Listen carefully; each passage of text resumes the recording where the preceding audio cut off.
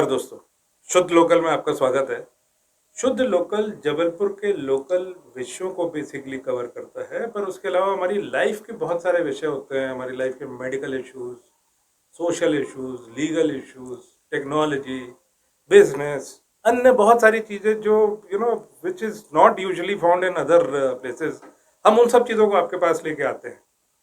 आज हमारा विषय एक बड़ा इंपॉर्टेंट विषय जो कोरोना ने हम सबको बहुत अच्छे से सिखाया, बताया कि मेडिकल इंश्योरेंस की क्या वैल्यू है हमारी लाइफ में। अक्सर हम मेडिकल इंश्योरेंस की वैल्यू तब समझते हैं जब हम हॉस्पिटल में पहुंच चुके होते हैं, जब हम पर इमरजेंसी आ चुकी होती है। हमें ये नहीं पता होता कि हमारा मेडिकल बिल कितना बनेगा, हमें ये नहीं पता होता कि हमारा इंश्योरेंस का प्रोसेस कैसे होगा, हमें ये नहीं पता कि हमारी जेब से कितने पैसे लगने वाले हैं। हमें बहुत सी चीज़ें नहीं पता होती। जब इन बहुत सारी चीज़ें हमको नहीं पता होती तो हम कन्फ्यूजन में रहते हैं, थोड़ा सा डर भी रहता है, पता नहीं पैसे पूरे हैं कि नहीं है। इन सारे सवालों का उत्तर देने के लिए आज हमारे साथ बैठे हैं Shri Kuldeep Mishra, area territory manager, star health. दर्शकों, आपको जान के खुशी होगी कि इस इंश्योरेंस इंडस्ट्री में, मेडिकल इंश्योरेंस इंडस्ट्री में, star health is the largest player. It is doing one of the it has the maximum market coverage in the entire country. इनसे आज हम जानेंगे कि इंश्योरेंस का प्रोसेस क्या होता है, कितने का बीमा लेना चाहिए, कब लेना चाहिए, कितने टाइप के बीमे होते हैं। कुलदीप जी, आपका स्वागत है। बहुत बहुत धन्यवाद सर। कुलदीप जी, जरा एक टिपिकल इंश्योरेंस का प्रोसेस, जो एक आदमी कोई बीमा लेने आता है, उसकी क्या क्वेरीज होती है? जनरली एक व्यक्ति जब इंश्योरेंस पॉलिसी लेने आता है तो वो ये सोचता है कि कम से कम पैसे में ज़्यादा से ज़्यादा कवर मिले जी। और कवर ऐसा मिले कि मेरा पूरा परिवार, मतलब हस्बैंड, वाइफ, बच्चे, यहाँ तक कि पेरेंट्स भी उसी एक पॉलिसी में अंतर्गत कवर हो जाए। और सारी की सारे जो भी ट्रीटमेंट्स हैं हमारे, वो हमें कैशलेस के द्वारा, मतलब हॉस्पिटल में हम जाएं तो हमारा पैसा ना लगे, इस सब के द्वारा हमारा कवर मिल जाए। तो मेनली कस्टमर के दिमाग में यही तो चीज ये होती है। पूरी फैमिली का कवर करना औसतन कितने वैल्यू का रहता है? पूरी फैमिली मतलब हस्बैंड, वाइफ, बच्चे और इसमें माँ बाप भी इंक्लूडेड। मतलब टिपिकल आदमी पेरेंट्स भी कर सकते हैं। पेरेंट्स होते ही हैं, तो फिर वो कैसे पेरेंट्स इन करेगा? लॉ भी कवर हो सकते तो हैं। कितने वैल्यू की करने की बात करते ये हैं? निर्भर करता है सर कि जो बीमा धन है, जो सम इंश्योर्ड है, वो कितना लिया जा रहा है। 5 लाख है, 10 लाख है, 15 लाख है, हम 1 करोड़ 2 करोड़ तक भी कवर करते हैं। आज हम दोनों तीनों सेगमेंट की बात करते हैं। वो जो ऑलरेडी जो सरकारी स्कीम्स में आते हैं, जिनको 5 लाख रुपए तक की फ्री ट्रीटमेंट मिलता है, और फिर वो लोग जो सरकारी स्कीम में नहीं आते हैं, जिनको 5 लाख तक का फ्री स्कीम नहीं मिलता है, तो वो उनको इंश्योरेंस भी करना होता है। तो टिपिकल इंसान जो सरकारी स्कीम में आता है ना, उसको 5 लाख का इंश्योरेंस, 5 लाख का जो सरकार ट्रीटमेंट देती है, उसको भी इंश्योरेंस करने की जरूरत है? जी हाँ, बिल्कुल। क्योंकि देखिए क्या है, जो मेडिकल ट्रीटमेंट है वो दिन पर दिन महंगा होता जा रहा है जी। अगर हम देखें, हमारे पास डेंगू का या मलेरिया का या बुखार के भी पेशेंट्स आते हैं, तो उनका जो नॉमिनल बिल है वो 1 लाख रुपए से स्टार्ट होता है। डेंगू मलेरिया का इनके भी एक अगर बेसिक मतलब हॉस्पिटलाइजेशन करने की जरूरत बिल्कुल, पड़े तो, अगर 5 से 7 दिन एडमिट है कस्टमर, पेशेंट कस्टमर है, तो 1 लाख रुपए का बिल बहुत आसानी से बन जाता है। तो जो भी सरकारी योजनाओं का 5 लाख का सम इंश्योर्ड है, यहाँ तक कि जो कॉर्पोरेट में जॉब कर रहे हैं, जो कई हमारे सॉफ्टवेयर इंजीनियर हैं, उनको भी कॉर्पोरेट इंश्योरेंस जो होता है, ग्रुप पॉलिसी जो होती है, वो 5 लाख, अमूमन 5 लाख का ही कवर रहता है। तो उन सब के लिए भी हम बोलेंगे कि नहीं, 5 लाख सफिशिएंट नहीं है आज के समय को देखते हुए। स्पेशली कोरोना के बाद ये सभी लोगों ने जाना है, तो उनके पास भी कम से कम 15 से 20 लाख का एक एक्सेस कवर होना चाहिए हेल्थ पॉलिसी के माध्यम से। Over and above that 5 lakh.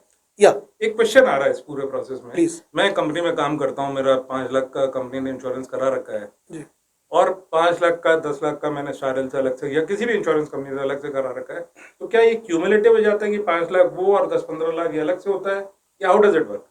ये सर, जैसे अगर मान लीजिए मैं अपनी बात करूं कि मैं अपनी कंपनी से कवर्ड हूं और मेरा 5 लाख का कवर है, मेरा, मेरी वाइफ का और मेरी बेटी का जी, और मेरे फादर को भी मैंने उसमें इंक्लूड करके रखा हुआ है। अब 5 लाख रुपए फादर और 3 हम लोगों के लिए पर्याप्त नहीं है। उसके लिए मैंने 10 लाख का एक पॉलिसी और लेके रखा हुआ है।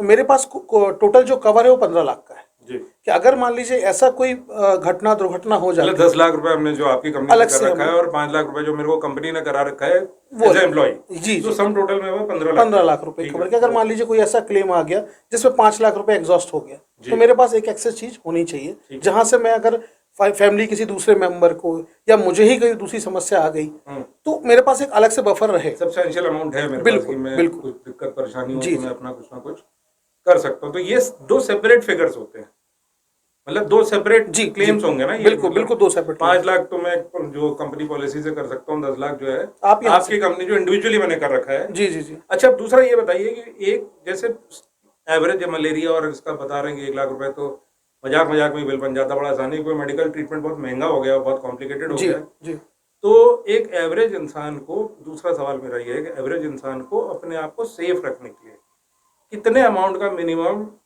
अपना सम इंश्योर्ड करा के रखना चाहिए? सर मेरा सजेशन जो रहता है अपने कस्टमर्स को लेके, वो किसी भी एज स्लैब में आए और 10 लाख के नब्बे पर कम से कम कवर होना चाहिए minimum. Parents included? Including parents, बिल्कुल 10 parents lakh included? Parents including. 10 lakh में 2 बच्चे, वाइफ, पेरेंट्स, 6 लोगों का ये हिसाब एक किताब। मिनिमम एक एवरेज जो व्यक्ति है उसके लिए मैं बता रहा 10 हूँ। लाख के लिए प्रीमियम कितना देना पड़ता है? 30 से 40 हजार रुपये। अच्छा, ठीक है। जी। प्री एग्जिस्टिंग डिजीज का क्या चक्कर? आज के डेट में प्री एग्जिस्टिंग डिजीज की बड़ी बात होती है। जी हाँ, प्री एग्जिस्टिंग खास डिसीज करके के बारे केस में के अगर टाइम में। प्री एग्जिस्टिंग डिसीज के बारे में अगर बात करूँ तो आजकल हमारे यहाँ पे मुझे 30 साल के व्यक्ति को भी मिला है मैं जो जिनको शुगर है, जी। 50 साल के व्यक्ति, 55 साल के व्यक्ति को भी मिला हूँ जिनको बीपी है ऑलरेडी। तो जो भी प्री एग्जिस्टिंग डिसीज होती है वो पॉलिसी के हिसाब से 2 साल, 3 साल और 4 साल बाद कवर हम करते हैं। 2, 3, 4 साल 2 के साल बाद। में कह रहा हूँ। पर डिक्लेयर करना बहुत जरूरी है। डिक्लेयर करना जरूरी है। अगर अनडिक्लेयर्ड है, बाद में डिस्कवर ही नहीं हो, पता ही नहीं है मुझे। नहीं, उस केस में क्या होता है कि अगर मान लीजिए पॉलिसी 4 साल चल गया और बाद में आता है कि ये शुगर है, शुगर का प्रॉब्लम निकला, हॉस्पिटलाइजेशन होता है और डॉक्टर ये कहता है, डॉक्टर की रिपोर्ट्स जो आती हैं, जो इन्वेस्टिगेशन रिपोर्ट्स आती है उसके में अगर ये मेंशन होता है कि नहीं ये पॉलिसी में पहले से चल रही है और कवर जो बीमारी हुई है वो 2 साल पहले ही हुई है, इनको डायग्नोज हुई है, एक टेंटेटिव उसमें आ जाता है। तो अगर उसमें ये है कि पॉलिसी लेने के बाद हुआ है तो हम कवर देंगे। अगर ये प्रॉब्लम पहले से थी एज पर मेडिकल रिपोर्ट्स। नहीं, पर फिर से बताइए, पॉलिसी लेने मतलब ले चुका है 2 साल, पॉलिसी अगर ले चुका है, 4 साल पॉलिसी चल चुकी है, अगर कोई हॉस्पिटलाइजेशन होता है और उन रिपोर्ट्स में ये पाया जाता है कि ये बीमारी 4 साल से पहले की है, ये प्रॉब्लम 4 साल से पहले की चल रही है, तो क्लेम नहीं मिलेगा। अगर पॉलिसी लेने के बाद ये बीमारी हुई कि उसमें अगर ये आता है कि 2 साल पहले ये चीज डायग्नोस हुई थी तो हम कवर देंगे। नहीं, पर ये चेक कैसे करते हैं? मेडिकल जैसे शुगर, मेडिकल रिपोर्ट में कैसे चेक करते हैं शुगर की प्रॉब्लम? जैसे मेरे को आज पता चलती है जी, तो डज इट एक्सप्लेन कि मुझे कितने सालों से ये पता चल पाता है? बिल्कुल बिल्कुल। कैसे पता चलता है? एक रिपोर्ट होती है सर जिसमें हम 3 महीने पहले HbA1c जो HbA1c जो होता है वो तो 3 महीने वो 3 महीने का होता है। उसमें बहुत सारी चीजें आती हैं और जब पेशेंट जब एडमिट होता है तो वो अपनी पूरी हिस्ट्री जो है, उसकी पास्ट हिस्ट्री, वो अपने डॉक्टर को जरूर बताता है कि अगर सिम्टम्स थे, कब से वजन बढ़ रहा है तो कब से बढ़ रहा है, घट रहा है तो कब से घट रहा है, अगर सीढ़ी चढ़ने में दिक्कत हो रही है, हाफी आ रही है, सांस फूल रही है तो कब से हो रहा है, ये पसीना ज्यादा आ रहा है। डॉक्टर को बेसिकली डायग्नोस करना पड़ता है कि कितने टाइम पुराना है और बेस्ड ऑन द डायग्नोसिस आप उसके क्लेम में उसका इम्पैक्ट होता है। बिल्कुल बिल्कुल होता है सर, है ना? तो ये बहुत से लोगों को पता है कि भाई क्या प्रॉब्लम है, बहुत से लोगों को नहीं भी पता है, मेजोरिटी लोगों को नहीं पता होता है, खास करके जो इतने पढ़े देखिए लिखे हमारे नहीं हैं। यहाँ भी डॉक्टर्स हैं जो हमारे क्लेम सेटलमेंट करते हैं। हमारी भी एक डॉक्टर की टीम होती है पूरी, जो जहाँ ट्रीटमेंट कराया वो भी डॉक्टर्स ही हैं। करेक्ट। रिपोर्ट्स जो आती हैं उसके हिसाब से ये समझ में आ जाता है, क्लियरिटी आ जाती है कि ये प्रॉब्लम पहले से थी या नहीं थी। अगर मेरा सवाल ये कि कितने पहले से थी, ये डायग्नोस करना थोड़ा कठिन नहीं है ये? सर देखिए एक क्या तो जजमेंटल बात हो गई। नहीं, अगर हम जैसे भी पीईडी है, अगर हम प्री एग्जिस्टिंग डिसीज कोई हमसे बोलता है तो हम उसको 3 साल बाद ही कवर करते हैं। करेक्ट। हमने वो अगर डिस्क्लोज किया हुआ है तो ठीक। अगर कई ऐसे केसेस जिसमें डिस्क्लोज नहीं हुआ, पॉलिसी लेने के 2 महीने बाद भी हमने हार्ट का प्रॉब्लम का पैसा दिया हुआ है, कई बार दिया। हाँ, ऐसे हमने पता कई ही नहीं था वो, मतलब उनको पता नहीं था, बट हमने क्लेम सेटल किए हैं, हमने उनको कैशलेस भी दिया हुआ है। अच्छा, क्लेम सेटलमेंट का प्रोसेस क्या है? How does it work? 2 प्रकार से क्लेम सेटलमेंट होता है सर।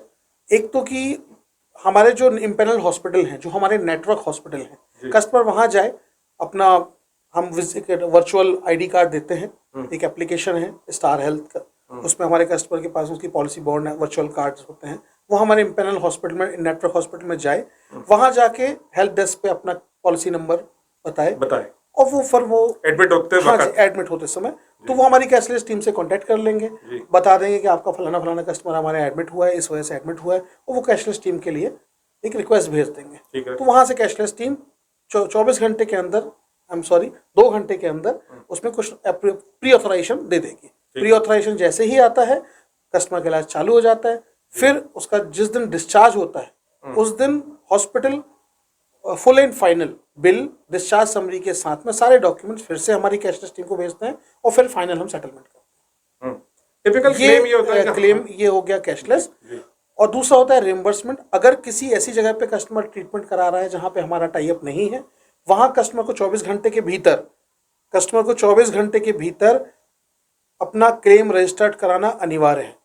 और डिस्चार्ज के बाद, डिस्चार्ज की तिथि से लेकर 15 दिन के भीतर अपनी फाइल ब्रांच ऑफिस में जमा करना अनिवार्य है। ये 2 कंडीशंस हैं सर। हम उसमें रिम्बर्समेंट में हम कस्टमर को रिम्बर्स करते हैं। 2 पॉइंट व्यूअर्स बहुत ध्यान से आप समझें, सुने, नहीं तो आपका क्लेम जो है हो सकता है पेमेंट ना हो, फिर आपको परेशानी हो। It is very very important कि 15 दिन के अंदर अपना फाइल जो है फिजिकली ब्रांच ऑफिस में अपने आप जहाँ पर भी अपने ब्रांच ऑफिस में जाके जमा करें।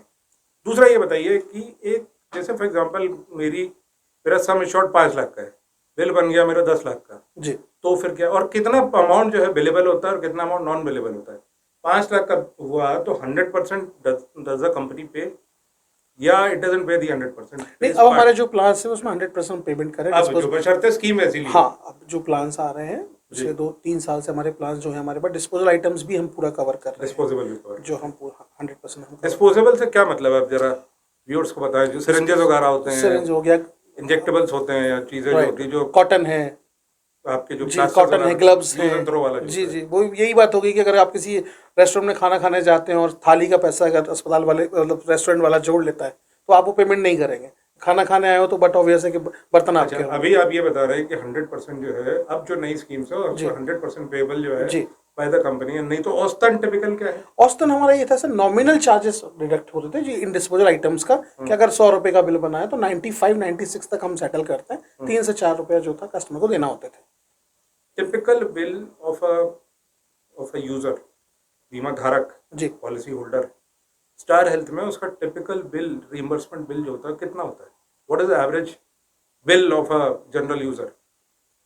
सर देखिए, बड़े भी हैं, मतलब 10-20-25 लाख वाले भी होते जी होंगे, जी, वो छोटे वाले भी होते होंगे। एवरेज टिपिकल बिलिंग कितने की होती है? सर एवरेज बिलिंग जो है वो हमारा 1 लाख रुपए आप मान के चलिए। अगर हम सब उठा लें, कई 5 लाख के भी हैं, बड़े भी हैं, छोटे जो है जनरली 1 लाख रुपए तक का। अच्छा, कुछ ऐसा भी आपका मैं पढ़ रहा था, सुन रहा था कि जो हम डायग्नोस्टिक्स कराते हैं किसी प्रॉब्लम होने के पहले, रेगुलेटरी टैक, वो भी बिलिंग में ऐड हो जाता है, ऐसा कुछ है? जो वो सर प्री हॉस्पिटलाइजेशन होता है 30 से 60 ब्लड चेकअप कराते हैं अपना जी। सारा देखिए, जब भी कोई पेशेंट एडमिट होता है उसके पहले अगर उसने किसी प्रकार का कंसल्टेशन कराया हुआ है, कोई इन्वेस्टिगेशन कराई हुई है ना, पॉलिसी मतलब एडमिट होने के 30 से 60 दिन पहले, तो वो उसको प्री हॉस्पिटलाइजेशन बोलते हैं। 30 से 60 दिन पहले? हाँ जी, प्लान्स के ऊपर डिपेंड करता है। कुछ प्लान्स में 30 दिन पहले तक का है, किसी में कुछ में हम 60 दिन पहले तक का भी करते हैं। तो 30 से 60 दिन पहले तक का जो उसके जो खर्चा है वो खर्चा प्री हॉस्पिटलाइजेशन कहलाता है।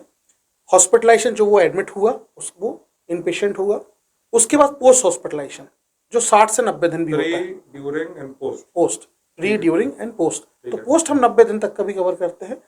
पोस्ट में जब बंदा डिस्चार्ज होता है, पेशेंट डिस्चार्ज होता है, तो उसको दवाइयाँ लिखी जाती हैं कि ये दवाइयाँ लेनी है, या बीच में आपको ये इन्वेस्टिगेशन करानी है, चेकअप कराने हैं, तो वो भी हम कवर करते हैं। अच्छा, दवाई भी रहती है एक तरह से, मतलब बीमारी का शुरुआत पहले, हॉस्पिटलाइजेशन के पहले, हॉस्पिटलाइजेशन के दौरान, बाद की दवाइयाँ सब आप कवर करके देते हो जी।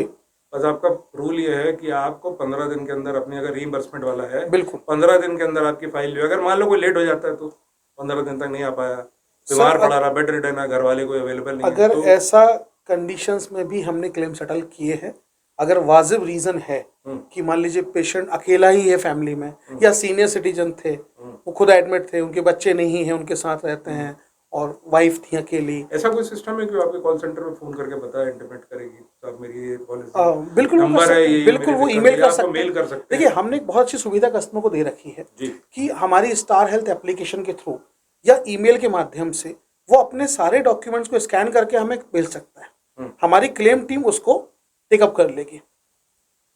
स्कैनर अधिकतर फोन्स में अवेलेबल है, आप स्कैन करके आईडी, मेल आईडी हम दे देंगे। आप स्टार हेल्थ स्पेसिफिक, चूंकि अभी हमारे guest star health specific, in case कभी कोई प्रॉब्लम होती है, किसी भी यूजर जो स्टार हेल्थ की पॉलिसी लेके बैठा है तो अपने डॉक्यूमेंट्स 15 दिन के अंदर स्टार हेल्थ की गिवन ईमेल आईडी में आप मेल कर दें, ताकि आपका रीइंबर्समेंट में प्रॉब्लम ना हो। ऐप में भी हमारे पास है, स्टार हेल्थ ऐप जो हमारी है उसमें भी अपलोड कर दें अपने डॉक्यूमेंट्स। फिजिकल कॉपी वो लेट भेज सकते हैं, कोई दिक्कत नहीं है। तो इससे क्या होगा कि उनका जो टाइम है, मान लीजिए वो कहीं बॉम्बे गए हैं, अब वो रीवा में रहते हैं, वो आएंगे फिर अपनी फाइल वापस वहाँ भेजेंगे हमारे पास, तो वो बॉम्बे से ही स्कैन करा के आजकल तो सब तो प्रोसेस टेक्नोलॉजी का जमाना है, तो एटलीस्ट आप प्रोसेस चालू हो जाएगा। बिल्कुल ठीक है। और जिस दिन हमारे पास मान लीजिए उनका क्लेम आया, हमारे पास सॉफ्ट कॉपी आ गई है, हम उसके बेसिस पे क्लेम अप्रूव कर देते हैं। ठीक और जिस दिन हमारे पास में फिजिकल कॉपी हार्ड कॉपी आएगी, आती है। हम सीधा उनका पेमेंट डिस्बर्स कर देंगे। ठीक है। ये बताइए कि जब वो जाता है पेशेंट, है ना, तो उसको अपनी पॉलिसी नंबर देना होता हाँ जी, है ना। हॉस्पिटल विल चेक वेरीफाई की पॉलिसी मतलब वैलिड बिल्कुल है, बिल्कुल बिल्कुल। इनवैलिड तो नहीं हॉस्पिटल को हमने लैप्स तो नहीं हो गई है। हॉस्पिटल को हम लोगों ने एक पोर्टल दे रखा है जी उस पोर्टल पे वो जैसे ही पॉलिसी नंबर डालते हैं, कस्टमर की सारी डिटेल्स आ जाती है। जी तो वो बस उनको उस पर जाके अपना एस्टिमेट डालना पड़ता है, जो डॉक्टर का प्री जो कंसल्टेशन होता है कि हाँ इनको ये प्रॉब्लम है और इनका ये ट्रीटमेंट इतना होगा। और चूंकि हमारा उनके साथ टाई अप होता है हॉस्पिटल के साथ में, तो हमें पता होता है कि अनुमानित कितना खर्चा आएगा इस चीज़ में। जी वो एक एस्टिमेट बना के हमें दे देते हैं। इनिशियल हम टेंटेटिव आइडिया हाँ एक टेंटेटिव वो हमें भेज देते हैं। उसमें इनिशिएटिव हम जो है इनिशियल जो अमाउंट है हम उनको अप्रूव कर देते हैं कि आप फलाना इतना रुपया ले लीजिए और अपना ट्रीटमेंट चालू कर लीजिए।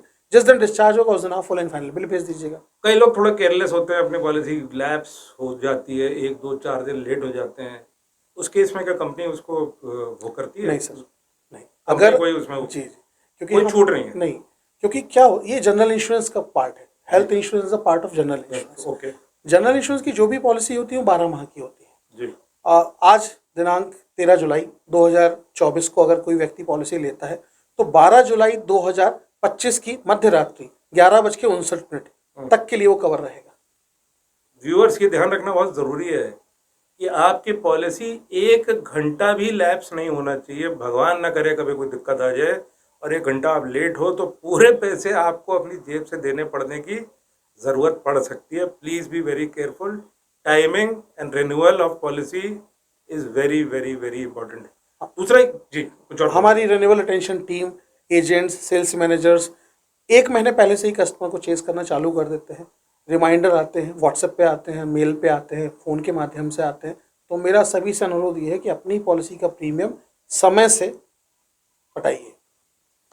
जी दूसरा ये बताइए, आजकल मेडिकल इंश्योरेंस के बहुत सारे नए नए आ रखे हैं, cardiac medical policy, diabetes policy, बहुत सारी पॉलिसीज आ रखे हैं। ये कितनी पॉलिसीज और उसमें प्रीमियम का वेरिएशन कैसे होता है? सर ये इनको हम स्पेशल प्रोडक्ट्स के नाम से स्पेशल प्रोडक्ट्स जाने जाते हैं। हमारे स्पेशल प्रोडक्ट्स के नाम जाने जाते हैं। कार्डियक केयर पॉलिसी है जिसमें हम एंजियोप्लास्टी है, बाईपास सर्जरी हो चुकी है, पेस मेकर का डल चुका है, उन लोगों को on the basis of medical grounds हमारी मेडिकल टीम अगर अप्रूव करती है तो हम उनको पॉलिसी देते हैं। कैंसर केयर भी हमारे पास पॉलिसी है। अगर किसी को कैंसर है, डिटेक्ट हो चुका है, तो उनके लिए भी हमारे पास पॉलिसी है। और डायबिटीज सेफ हमारे पास पॉलिसी है। जो लोग इंसुलिन लेते हैं उनके लिए भी पॉलिसी है। ये इन सब की जो भी ट्रीटमेंट फाइल्स होती हैं, जो भी इनकी कंसल्टेशन है, वो सारे के सारे फॉर्म्स के साथ हम लेते हैं। मेडिकल टीम को हम भेजते हैं। अगर मेडिकल टीम अप्रूव करती है तो हम उनको मेडिकल टीम के अपने अप्रूवल के पैरामीटर्स होंगे ना। हाँ कि भाई जी, ये अगर चीज़ें मान लीजिए हैं। कोई जांच लगता है, सपोज कोई बोलता है कि मेरी स्टोन सर्जरी हुई थी, गाल ब्लैडर की सर्जरी हुई है, वो अपनी पूरी फाइल हमें देते हैं। हो सकता है कस्टमर वहाँ पे हमें मेडिकल टीम वाले लेटेस्ट सोनोग्राफी की मांग कर लें। किसी के पैर में रॉड डली हुई है, वहाँ पे हो सकता है हमारे जो डॉक्टर्स हैं वो बोले कि हमें लेटेस्ट का एक्सरे चाहिए। तो इट डिपेंड, ठीक है, केस टू केस वेरी करता है। आपने कैंसर का बताया, कार्डियक का बताया, डायबिटिक का बताया, और क्या बताया? ये तीन तो ये है। हाँ और कुछ जी, हाँ जी। तो दोस्तों ये भी ध्यान रखना जरूरी है कि अगर मान लो किसी को प्रॉब्लम हो तो पहले कंपनीज मना कर देती थी कि आई एम सॉरी, हम आपका इंश्योरेंस नहीं कर सकते। या कई बार ये होता था कि हम बताते ही नहीं थे कि हमारे साथ ये प्रॉब्लम है, कार्डियक प्रॉब्लम है, मैं डायबिटिक हूँ। और जब मैं क्लेम लेने पहुँचता था तो फिर मुझे क्लेम मिलने में बड़ी दिक्कत होती थी और झगड़े होते थे और फील बैड आता था पूरे सिचुएशन में। तो it is better to declare कि आपको क्या समस्या है, और लाइकवाइज सूटेबल आप अपनी पॉलिसी लीजिए, ताकि आपको और आपकी कंपनी, मतलब आप जिस कंपनी के बीमा धारक हो, उनके बीच में प्रॉब्लम बाद में ना आए। It is better to take the right plan. तो राइट प्लान की चॉइस के लिए आप क्या एडवाइस करते हो अपने पॉलिसी होल्डर्स को या कस्टमर्स को? राइट प्लान के हिसाब से सर देखिए, मैं जो भी व्यक्ति है, अगर मान लीजिए कोई न्यूली मैरिड कपल है जी तो मैं उसके हिसाब से पॉलिसी बताऊंगा कि भाई वुमेन्स केयर हमारा जो पॉलिसी है, जो जिसमें हम मैटरनिटी कवर करते हैं 1 साल बाद, उसमें हम IVF भी कवर करते हैं, जो आजकल बच्चियों में कॉमन है। 10 में से 8 लोग IVF की ओर जा रहे हैं। उसमें हम डे 1 से बच्चे को कवर करते हैं। और एक जो लेटेस्ट चीज़ है जो इंडस्ट्री में भी कोई भी कंपनी कवर नहीं कर रही है, यूटेरोफेटल रिपेयर ऑब्लिक सर्जरी, गर्भाशय के अंदर रिपेयर ऑब्लिक सर्जरी। मतलब जो बच्चा अभी पेट में ही जी। है उसमें अगर कोई डिफेक्ट हो, हाँ जी, तो उसका रिपेयर करके, सर्जरी करके या जैसी भी जरूरत होती है जी, उसके लिए भी इंश्योरेंस है। उसके लिए भी इंश्योरेंस तो है। नेक्स्ट लेवल का इंश्योरेंस। बिल्कुल। और सर ये बहुत महंगा ट्रीटमेंट है। इसमें मूलतः 5 सर्जन साथ में ही ट्रीटमेंट करते हैं। 5 सर्जन। और ये अभी तो इसकी फीस कितनी होती है? बीमा पॉलिसी होल्डर को कितना हम प्रीमियम इसमें जमा हम करना जनरली 25 लाख है, हमारे पास 5 लाख से अवेलेबल है। बट हम इस पॉलिसी में अगर, क्योंकि न्यूली मैरिड कपल है, उनको कोई ज़्यादा समस्या होती ही नहीं है, तो हम उनको प्रमोट करते हैं कि आप 25 लाख से अबव में जाए।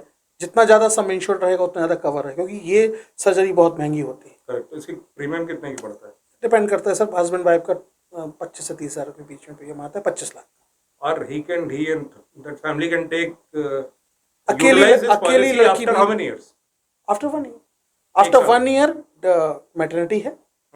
डे 1 से बच्चा कवर है। IVF 3 साल बाद है। और यूटेरोफेटल भी 3 साल बाद है। क्योंकि IVF और इस लेवल तक आने में जनरली कपल पहले को ट्राई करते हैं, और तो IVF तक जाने में 3 साल लग ही जाता है, इसलिए इसके 3 साल का वेटिंग पीरियड।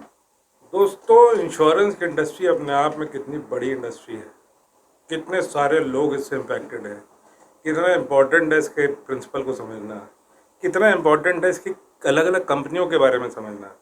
कोई कस्टमर कभी किसी कंपनी की तारीफ करता है, कोई कभी दूसरी कंपनी की तारीफ करता है, कोई तीसरी कंपनी की तारीफ करता है। आज अलबत्ता हमारे गेस्ट तो एक पर्टिकुलर कंपनी से है, लेकिन कंपनी का सिलेक्शन करने में कैसे एक कस्टमर को समझना, मतलब जानना बहुत ज़रूरी है, क्योंकि हर किसी का प्रीमियम अलग है, हर किसी का सम इंश्योर्ड अलग है, हर किसी के प्रोसेस में थोड़ा वेरिएशन है।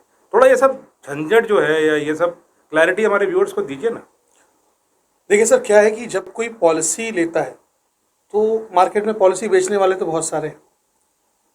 तो कस्टमर को सबसे पहले जो देखना चाहिए कि उसके निवास के आसपास, जहां वो रहता है उसके आसपास कितने हॉस्पिटल्स जो है कैशलेस में है, किस कंपनी के। दूसरा, हेल्थ इंश्योरेंस में जो हमने स्टार्ट किया in house claim settlement, in house claim settlement. अच्छा। बिकॉज उसके पहले इंडस्ट्री में जो भी, और अभी भी बहुत सी कंपनीज TPA का इस्तेमाल करती हैं, थर्ड पार्टी एडमिनिस्ट्रेशन, जिसमें जो कंपनी है पॉलिसी लेता है, सेटलमेंट कहीं और से होता है। तो स्टार हेल्थ ने स्टार्ट किया इन हाउस क्लेम सेटलमेंट।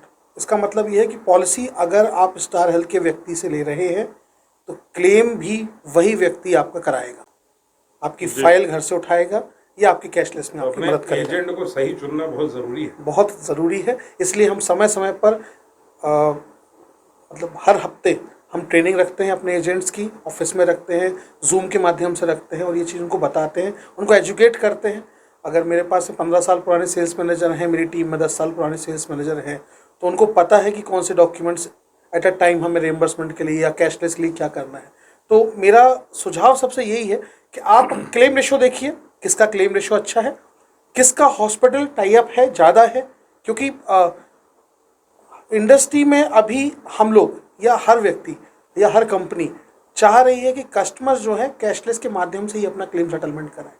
बिल्कुल। रिएम्बर्समेंट, हाँ, रिएम्बर्समेंट की परेशानी ना उठानी पड़े, भाई आप कैश ना लगाना पड़े। पहले बीमार पड़िए, फिर कहीं इनके गदा गदा करके पैसे इकट्ठे कीजिए, फिर हॉस्पिटल के बिल जमा करिए, फिर रीइंबर्समेंट के लिए चक्कर लगाइए, पता चला आपकी प्रॉब्लम इतनी बड़ी है कि आप रीइंबर्समेंट के लिए आ नहीं पा रहे हैं, वाइफ आ रही हैं, वो होता नहीं है, तो मतलब एक बड़ा कॉम्प्लिकेटेड सब प्रोसेस हो जाता है, बड़ा पेनफुल प्रोसेस। बिल्कुल सर। और अगर कैशलेस और सुविधा वाला हो, इट इज़ वेरी गुड, बहुत अच्छा है कस्टमर के लिए।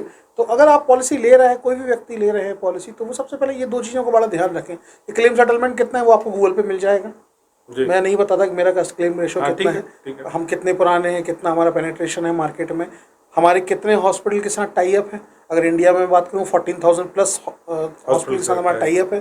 तो कस्टमर को पॉलिसी लेते समय ये देखना चाहिए कि मेरे आसपास जहाँ मैं नियरेस्ट पहुँच पाऊँ, जहाँ मैं रहता हूँ, या अगर उसने अपने पेरेंट्स के लिए पॉलिसी ली है तो उसके आसपास कितने हॉस्पिटल से किस कंपनी का टाई अप।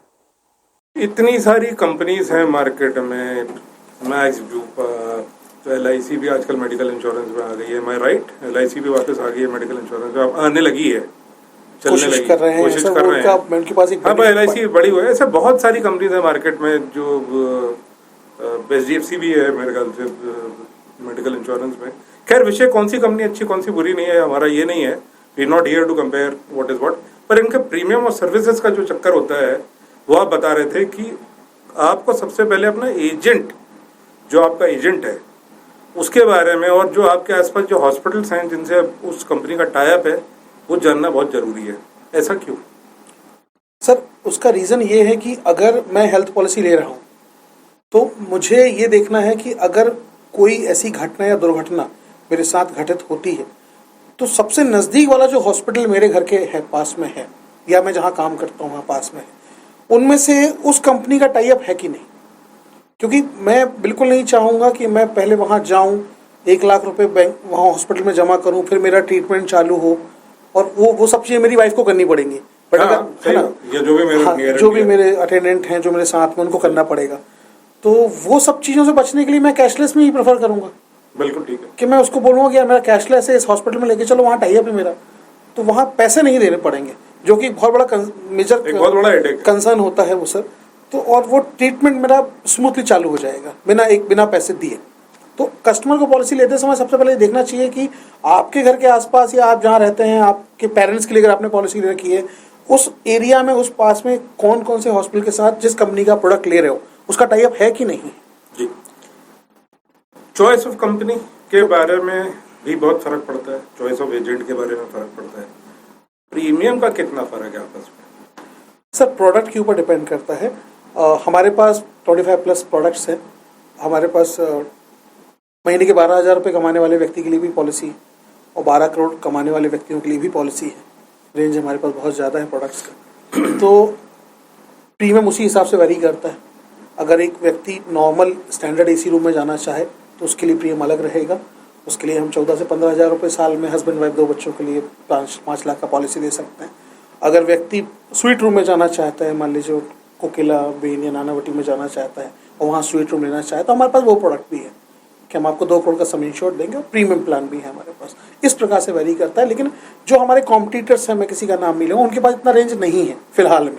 आपकी शायद बहुत पुरानी कंपनी है। जी हाँ, पहली कंपनी, स्टैंड बड़ी कंपनी है, पुरानी कंपनी है, रेंज काफी ज्यादा है। बिल्कुल, रेंज का भी देखना बहुत जरूरी है, मैं ये नहीं कहूँगा। बाकी आपकी चॉइस है, किसी भी, मतलब we are not here to promote X company और Y company, but the choice has to be done with very lot of research. काफ़ी रिसर्च करें, सोचे समझें, उसके बाद अपनी choice of company, choice of agent, choice of hospital, choice of treatment के बारे में जाने। दूसरा एक नया विषय अभी जो आ गया है, रेगुलेटरी अथॉरिटी IRDA, उन्होंने क्या किया है कि एज का बैरियर जो है वो खत्म कर दिया है। पहले सीनियर सिटीजन के लिए होता नहीं था मेरे ख्याल से। नहीं, हम 75 तक कवर करते हैं। पहले से कवर कर रहे हैं। अच्छा। हमने ही लॉन्च किया था सीनियर सिटीजन पॉलिसी, जिसमें हम 75 ईयर तक के व्यक्तियों के लिए पॉलिसी दे रहे थे। अब हमने उसको बढ़ा के 99 या 100 ईयर तक कर 100 ईयर हमारे पास प्लान है जिसमें हमने 100 ईयर तक के व्यक्तियों को। चेंज क्या किया सरकार ने अभी जो रिसेंटली हुआ है इसमें सर? क्योंकि क्या था, एक बहुत बड़ा वर्ग जो छूट रहा था। हाँ। जो फिट हैं या 80 साल के हैं, 85 ईयर्स हैं, उनके पास पॉलिसी नहीं थी, कोई ऑप्शन नहीं था उनके पास। अब हमने उनके लिए ऑप्शन दे दिया है कि आपको, आप भी चाहें। मेरे father in law, mother in law के साथ भी ये प्रॉब्लम थी। जी, तो अब आप बोले सकते हैं। हाँ, करेक्ट, बिल्कुल ले सकते हैं। ठीक है, उनका भी कराया हमारे जाएगा। पास जो, देखिए, हमने जो रेंज चालू करी मार्केट में, जैसे मैंने आपको बताया, cancer care, cardiac care, diabetes safe policy, हमने हमेशा समाज के उस वर्ग को उठाया है जिनको कोई पॉलिसी नहीं दे रहा था। लाइफ इंश्योरेंस ने हाथ खड़े कर लिए थे, हमने उनको भी ला के कि हम मेडिकल अप्रूवल के आधार पर, अगर हमारी मेडिकल टीम अप्रूव करती है तो हम आपको भी पॉलिसी देंगे जी। और जैसा मैंने अभी आपको बताया, वुमेन्स केयर में हमने जो लेटेस्ट सर्जरी, जो ऑब्लिक यूटेरो रिपेयर ऑब्लिक सर्जरी है, वो भी हम इसमें लेके आए हैं। तो ये मेडिकल जो ग्राउंड से बहुत दूर है, सोच के परे है लोगों के, क्योंकि ये बहुत कॉस्टली ट्रीटमेंट होते हैं, 1000 में एक होता होगा सबको, लेकिन हम वो भी कवर कर रहे हैं। तो अगर कस्टमर पॉलिसी ले रहा है तो सबसे पहले तो ये देखे कि इनका क्लेम रेशो क्या है, क्योंकि मार्केट में माल बेचने वाले तो बहुत सारे हैं, सही बात है ना, लेकिन सर्विस करते हैं वो अलग अपने आप में। क्योंकि हमारे पास जो एजेंट है वो 15 साल पुराने सेल्स मैनेजर भी हैं, एजेंट भी हैं, उनको पता है कौन से डॉक्यूमेंट लगता है, कैशलेस में उनको कैसे ट्रैक करना है अपना क्लेम। कंपनी ने हर डिस्ट्रिक्ट में HRM लगभग बिठा के रखा हुआ है, हॉस्पिटल रिलेशनशिप मैनेजर, कि अगर मैं अगर जबलपुर की बात करूँ तो हमारे यहाँ डॉक्टर पूजा राय है, जो जबलपुर पूरा महाकौशल के सारे हॉस्पिटल के साथ टाई अप करती हैं, प्लस इंडिया के जितने भी हॉस्पिटल्स हैं उनसे भी टाइप किया। जबलपुर का हॉस्पिटल अगर कोलकाता जाकर ट्रीटमेंट कराता है तो वो कोलकाता के एचआरएम से बात करके उस कैशलेस को स्मूथली कराती है। रिएम्बर्समेंट के लिए हमारे पास बंदा बैठता है। एक बात मैं अपने व्यूअर्स को बोलना चाहूँगा, आपके व्यूअर्स आपके चैनल के माध्यम से, कि स्टार हेल्थ एक मात्र ऐसी कंपनी है जिसके ब्रांच ऑफिस में आपको सेल्स वाले भी मिलेंगे और क्लेम वाले भी मिलेंगे। क्लेम की फाइल लेने के लिए भी हम अलग से एक टीम बिठाते हैं। ये केवल आपको स्टार हेल्थ के ऑफिस में मिलेगी। हम स्टार हेल्थ का प्रमोशन नहीं कर रहे। मैं अपनी बात रखूंगा। तो दूसरा पॉइंट ये बताइए कि बहुत सारे लोग परेशान भी होते हैं कि क्लेम मिलता नहीं है, होता नहीं है। उनके लिए क्या आप बताना चाहते हैं कि क्लेम लेने करने में या कैशलेस करने कराने में दिक्कत ना आए, और how do you go about, कैसे किसी एक को करना चाहिए ताकि उसको दिक्कत, क्योंकि जो प्रोमिसेस यूजुअली किए जाते हैं at the time of selling वो कई बार पूरे नहीं हो पाते, किसी ना किसी वजह से नहीं हो पाते। ये जो गैप है इसको जरा एक्सप्लेन कीजिए, गैप पूर्ति कैसे हो। देखिए, मैं आपको यही बताऊंगा कि अगर कोई व्यक्ति पॉलिसी ले रहे हैं तो उनको सबसे पहले तो, अगर किसी प्रकार की बीमारी, घटना, दुर्घटना उनके साथ हुई है जिसमें उनका ट्रीटमेंट चला है या एडमिट हुए हैं, सबसे पहले तो अपने एजेंट को पॉलिसी लेते समय सारी की सारी जानकारियां सही बता दें। पॉलिसी लेते वक्त अपने एजेंट को पूरी बात बताएं। अगर आपकी medical condition, financial condition, so on and so fourth. बिल्कुल। इससे एक बहुत बड़ा चीज है कि आपको डिस्क्लोज आपको करना है सारे फैक्ट्स। राइटिंग हाँ, फॉर्म जो बोलने में तो फिर आदमी मना कर देता ना, मैंने बताया फॉर्म जो है पूरा फिजिकल फॉर्म भी होता है, ऑनलाइन फॉर्म भी। हम ऑनलाइन भी अगर हमारा एजेंट पॉलिसी बनाता है तो उसमें भी हम पूछते हैं सारी चीजें, क्या कोई प्रॉब्लम है क्या पहले से, किसी प्रकार के सिम्टम्स हैं, कभी कोई ट्रीटमेंट लिया है आपने, तो वो आप जानकारी प्रॉपर दीजिए। सही बताने में फायदा है, और वो उसमें आपको आगे चल के प्रॉब्लम नहीं होगी। हो सकता है आपका प्रीमियम बढ़ जाए अगर आप सही बताओ, लेकिन वो सही प्रीमियम बढ़ने से भी आपको फायदा है। सर, प्रीमियम हमारा उसमें नहीं बढ़ेगा, प्रीमियम नहीं बढ़ता। प्रीमियम एज स्लैब के बाद ही बढ़ता है, एज स्लैब के हिसाब से होता है। प्रीमियम नहीं बढ़ेगा, वेटिंग बढ़ जाएगा। अगर मान लीजिए मैं अगर बीपी पेशेंट हूँ, मैं तो लिखवाता हूँ कि मैं 10 साल से बीपी की गोली खा रहा हूँ, हाइपरटेंशन है मुझे, ब्लड प्रेशर है मुझे, तो मुझे प्लान लेते वक्त हो सकता है 3 साल से 4 साल की, प्लान के हिसाब से 3 साल से 4 साल की वेटिंग लग जाए उस चीज के लिए, बीपी से होने वाले हॉस्पिटलाइजेशन के लिए। तो ये मैं कस्टमर को सबसे पहले बताऊं, अगर कोई प्रॉब्लम आपको है तो आप प्लीज उसको मेंशन करवाइए। क्योंकि हम एक और चीज हमारे पास में है, अब तो IRDA ने मैंडेटरी कर दिया है कि हम प्रपोजल फॉर्म पे तो हम आपसे लिखवा ही रहे हैं, टिक करा ही लेते हैं, और एक टेली वेरिफिकेशन भी होता है उसमें भी। क्योंकि पहले ये ऐसी कंप्लेंट्स आती थी कि हमने आपके एजेंट को सब कुछ बताया था लेकिन उसने मेंशन नहीं किया। अक्सर लोगों की तो हमने वो है कि कस्टमर जो मोबाइल नंबर देते हैं उस पर हमें टेली वेरिफिकेशन जो सेल फोन करते हैं, वो रिकॉर्डेड कॉल होता है, उसमें वो सारी चीजें फिर से पूछते हैं आपसे, आपका हाइट, वेट, आपको कोई बीमारी है नहीं है। तो अगर जो आपने फॉर्म में लिखा है अगर वो मिसमैच है तो पॉलिसी इशू ही नहीं होगी। तो ये हमने एक वो चीज खत्म कर दी है कि आप कुछ बता रहे हो, सही पर्सनल बताना और सही फोन में बताना आपकी वेरिफिकेशन आपकी पॉलिसी के लिए बहुत इम्पोर्टेंट। ऐसा तो नहीं कि पॉलिसी बेचने के चक्कर में कई बार हाफ इन्फॉर्मेशन या इनकरेक्ट इन्फॉर्मेशन या इनकम्प्लीट इन्फॉर्मेशन जो है आपके सेल्स मैनेजर्स कर देते हैं और बाद में फिर इट लीड्स टू प्रॉब्लम। देखिए क्या सर, जो हमारे यहाँ लोग हैं वो, मैं अगर 90% लोगों की बात करूंगा, चाहे वो एडवाइजर हो चाहे सेल्स मैनेजर हो, हमारे यहाँ बहुत पुराने लोग, 20 से 15 साल पुराने। बिकॉज जो हमारे जो एडवाइजर हैं वो कहीं ना कहीं लाइफ इंश्योरेंस का भी काम कर रहे हैं। वो लाइफ इंश्योरेंस का काम सदियों से, सालों से कर रहे हैं। हाँ। उनको उसी मार्केट में काम करना है, अगर वाला सिस्टम नहीं है, सेल करना है, वो बाकी हर जगह थोड़ा बहुत तो ड्रॉपिंग रहते ही हैं। बाकी मेजोरिटी ऑफ मेरी सेल्स फोर्स जो है हमारी पैन इंडिया, कोई भी ब्रांच की अगर बात करूं, वो पुराने ही लोग हैं हमारे पास 15 ईयर प्लस लोग हैं, और उनको उसी मार्केट में काम करना है।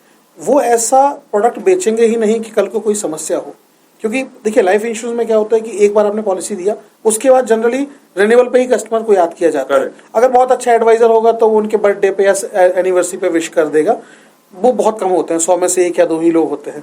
ठीक, तो और हेल्थ के साथ क्या है कि अगर पॉलिसी दी है, हो सकता है 24 घंटे बाद कस्टमर का एक्सीडेंट हो जाए और उसके पास फोन आ जाए।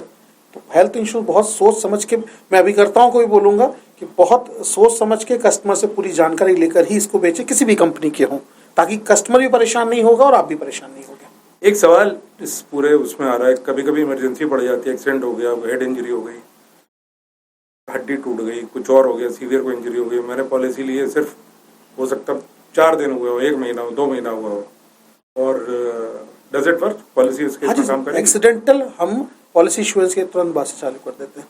अच्छा, तो कैशलेस वाला सिस्टम में मान लो इमरजेंसी में और कोई अटेंडेंट भी नहीं है तो कैसे, मतलब how will the hospital know? Policy issue हो गया फिर वो कैशलेस और reimbursement it's a part of product. ठीक है, वो तो हर पॉलिसी यहाँ है कि वो अगर 2 दिन बाद भी एक्सीडेंट हुआ, पेशेंट जा रहा है हॉस्पिटल में, तो कैशलेस मिलेगा। हर इंडस्ट्री में तब्दीलियां हैं, ग्रोथ है, चेंजेस हैं, इंश्योरेंस इंडस्ट्री में बहुत सारी चेंजेस हैं। आज आपको थोड़ा बहुत पता चला कि how the insurance industry works, कितना इम्पोर्टेंट है अपना मेडिकल इंश्योरेंस करा के रखना।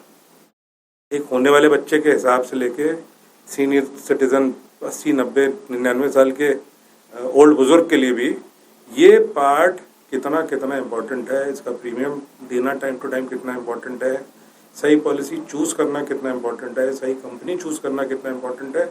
दोस्तों, इन सब चीज़ों को आप बहुत अच्छे से समझें।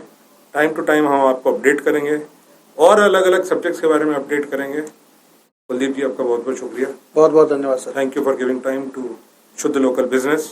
Thank you, meet you soon again. Thank you sir.